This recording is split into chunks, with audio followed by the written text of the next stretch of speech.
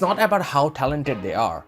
It's about in the community who are passionate about growing and become better in their life.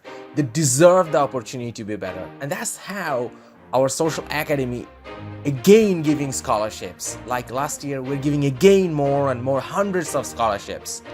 Why? Because we want to give them those passionate people, help them to grow so they can go better, and then they become better, and they support other people to become better too.